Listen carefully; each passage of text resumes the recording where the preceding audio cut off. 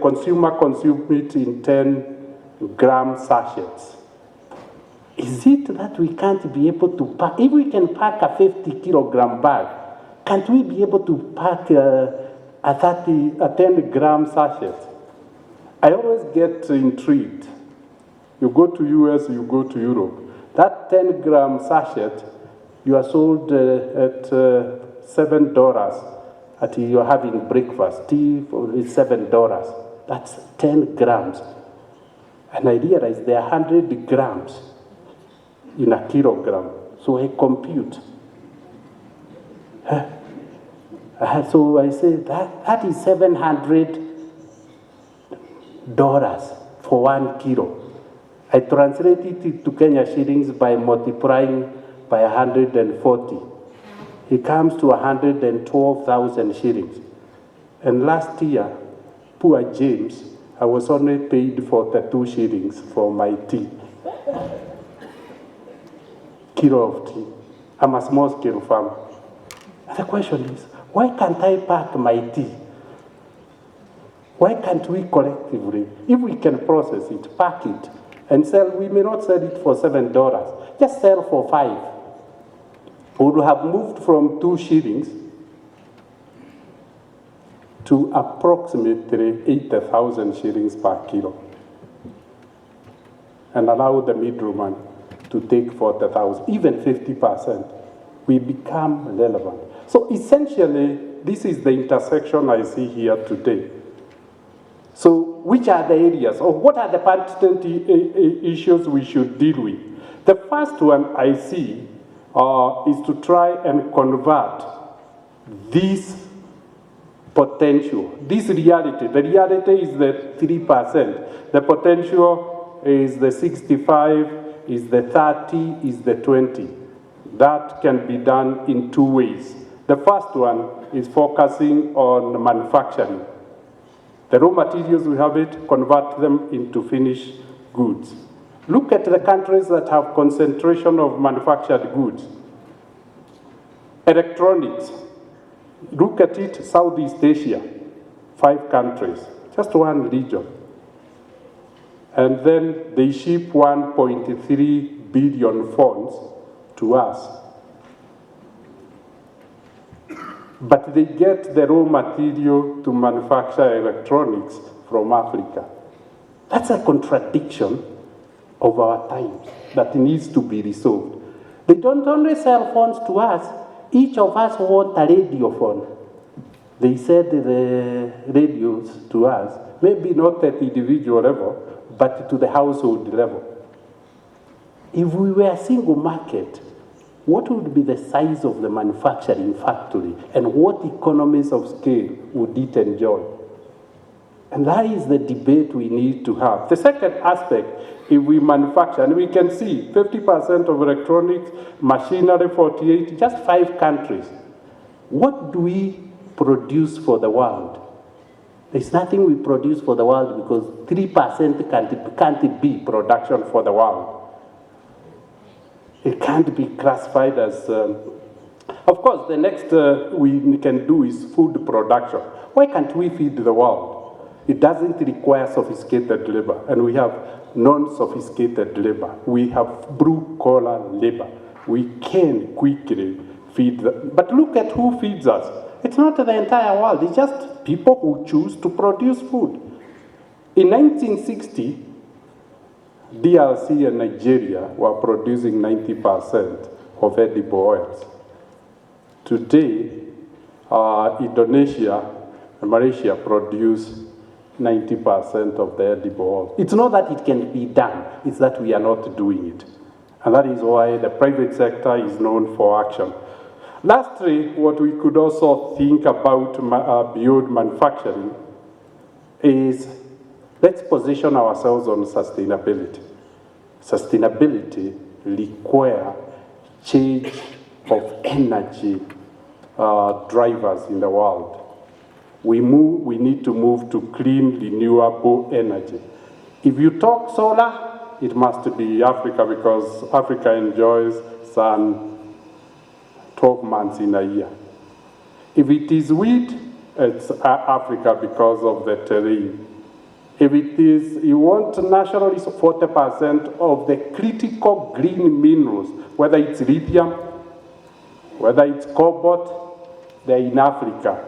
Why don't we then lift Africa by becoming an equitable partner to the rest of the world and says, yes, we have the resources, but convert them into finished products on the African continent.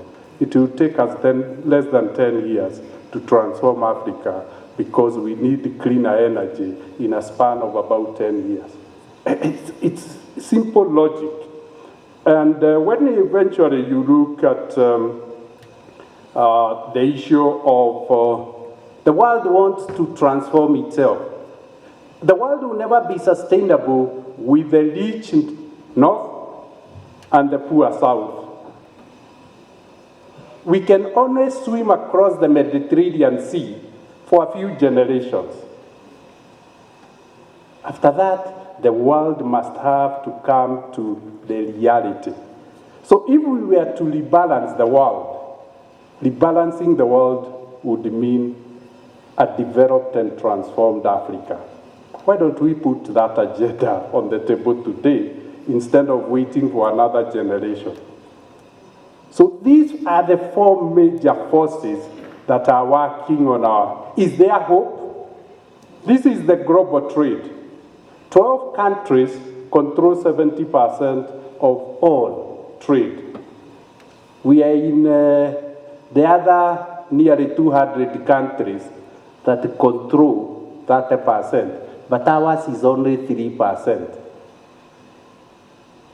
But should we lose hope? The answer is no, because we are seeing signs of a rising Africa in trade. And this is a very good picture, and I want to really applaud the African Leadership Union. We can see the Middle East, and you talked eloquently about Egypt. The North African region has taken off. The red is where we are, the Eastern African region. I think we are struggling, but we are making progress. East Africa is now the fastest growing region in the world. So it seems there is hope, but we need to accelerate this growth. Now, let me close by saying, this is the role of what an integrated Africa would do, because it would become one market. The way to integrate Africa is to enact and complete the process of the African Continental Free Trade Area. That's all. Remove the barriers and remove everything. What is the role of the private sector? The private sector can be a major force of good, converting all these resources. I'm aware of time, so let me move. We'll make this presentation available to you so that you can see which country you can go to manufacture, where the resources are. But I want to close by saying that the private sector, which I can show one or two. Look at the demography. Demography is a big factor. So there are three things that we could really convert. The first one is the issue of trade, natural resources, growth of economies, productivity, both of labor and productivity, enhancement through infrastructure, and then lastly, logistics, because it will not happen unless logistics are resolved in the African continent. Logistics enable movement of goods, movement of services. So all this will give you the data, because a picture speaks 1,000 words. But let me close by saying equity operates in just that small region, the East African community, the common market in East African community. But look at the impact that it has had for equity.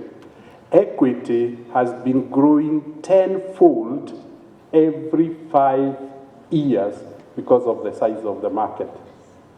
It's no longer the Kenya 57 million people, it's 300 million people. And that is what the continent, I just wanted to pull this,